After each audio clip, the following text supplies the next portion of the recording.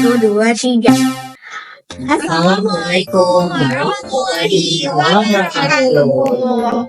Oke, assalamualaikum teman-teman. Di sini kami akan membuat video pembelajaran kuantum dengan sintak tambur. Baik, disimak berikut videonya. Yes. Assalamualaikum warahmatullahi wabarakatuh. Baik, sebelumnya anak-anak ibu, selamat pagi. Oke, kepada ketua kelas, izin untuk membaca doa sebelum memulai pembelajaran. Bismillahirrahmanirrahim. Amin. Oke, sebelum memulai pembelajaran, ibu mau nanya nih, gimana kabarnya semua hari ini? Oke, baik ya. Ibu mau nanya deh, ada yang tidak masuk hari ini? Oke, semoga yang sehat diberikan kesehatan selalu dan semoga yang sakit diberikan kesembuhan secepatnya. Amin amin ya rabbal alamin. Oke, pada pagi hari ini pembelajaran kita yaitu tentang sifat wujud zat benda. Oke, ibu mau nanya deh, apa aja benda di sekitar kalian termasuk zat padat, cair, dan gas? Banyak ya, termasuk ini nih, ibu ada salah satu namanya contoh dari sifat zat padat menjadi cair, yaitu es batu ini. Bisa dilihat, ini es batunya, di bawahnya adalah ada air. Jadi es batu ini dari wujud padat berubah menjadi cair. Itulah yang disebutkan namanya adalah sifat wujud zat benda. Lalu ibu mau tanya lagi, bagaimana cara membedakan benda padat, cair, dan gas? Dari bentuknya ya, bisa kita lihat kalau dari benda padat otomatis itu es batunya karena keras, dan cair ketika dia mencair itu disebut zat cair, dan gas itu terjadi pada kapur barus yang lama-kelamaan dia akan berubah menjadi gas. Biasanya itu terdapat di dalam lemari baju. Baik, itu saja anak-anak. Oke, baik. Tadi kan ibu udah menjelaskan apa aja sih zat padat itu, zat cair itu, dan zat gas itu. Nah sekarang kita mau belajar wujud benda. Wujud benda itu adalah terbagi menjadi susunan dan gerakan partikel dalam berbagai wujud zat. Lanjut, yaitu yang pertama ada benda padat, cair, dan gas. Lanjut, hari ini kamu akan dapat mengelompokkan berbagai zat sehari-hari dalam 3 wujud, padat, cair, dan gas. Lalu kemudian lanjut. Nah, nih kita kelompokkan dulu ya anak-anak ibu. Yang mana yang padat? Ada pohon, ada buku, ada papan tulis ya, dan ada stapler. Nah, yang cair berarti ada air, ada sirup ini, ada susu. Lalu yang gas berarti dia mengeluarkan gas, ada hair dryer. Lalu ada pohon yang diterbangkan oleh angin. Oke, lanjut. Nah ini ya, dikelompokkan. Kemudian, nah wujud benda padat. Wujud benda padat itu sifatnya kaku, bentuknya tetap, volumenya tetap, dan tidak dapat dikompresi dan tidak dapat mengalir. Susunan partikelnya apa aja sih? Susunan partikelnya itu sangat rapat, tersusun dalam pola tertentu. Nih polanya rapat banget ya, berarti pada gelembung itu, dan bergetar pada posisinya. Lanjut. Nah sekarang wujud benda cair, itu tidak kaku dan tidak ada bentuk yang volumenya tetap, dapat dikompresi sedikit dan dapat mengalir. Maksudnya di sini tidak kaku, dia bisa bergerak kemana saja. Tidak ada bentuk tetap, jadi dia bisa mengikuti tempat atau wadah yang ditempati. Lalu volumenya tetap, walaupun dia bakalan dituangkan ke dalam mangkok atau dituangkan ke dalam piring, volumenya tetap sama, tidak berkurang kecuali dingin. Nah, terus susunan perilaku partikelnya berdekatan tapi tidak memiliki pola yang teratur nih. Dia berjarak-jarak kemana-mana, berlari-lari. Terus yang kedua memiliki sedikit ruang kosong di antara ini, ada jarak-jarak kosong ya. Terus yang ketiga mengucur dan berguling melewati satu sama lain, jadi dia bergerak kemana-mana.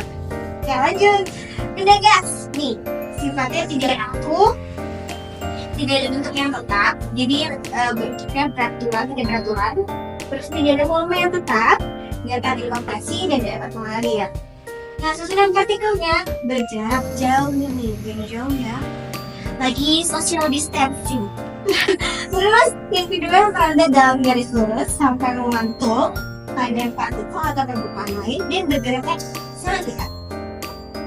Lalu yang terakhir, nah tebang wujudnya. Nih, gambarlah susunan molekul yang ditemukan dari kris di sini. Mengikuti bentuk wadahnya, kira-kira apa ya? Mengikuti bentuk wadahnya, mengalir deh.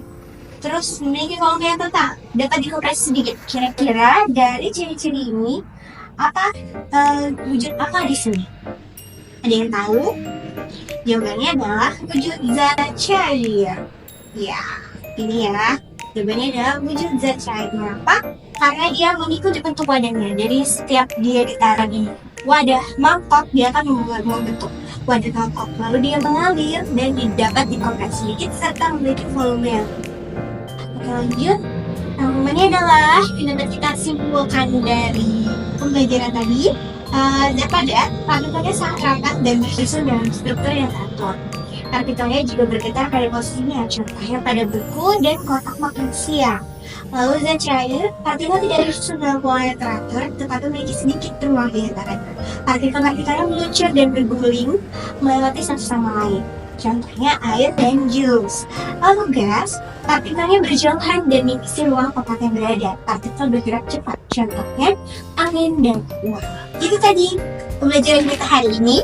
Kalau terang tiga kelompok nih, kelompok 1 dan 2. Tugasnya kelompok 1 dan 2 mengerjakan data PD. Pertama, wujud benda padat itu dia sifatnya sangat rapat, tersusun dalam lubang tentu. Terus kaku, bentuknya tetap. Tidak dapat dikompresi, tidak mengalir. Nah, seperti buku ini kan dia tidak mengalir, terus bentuknya tetap dan kaku. Terus selanjutnya untuk benda cair itu sifatnya tidak kaku nih.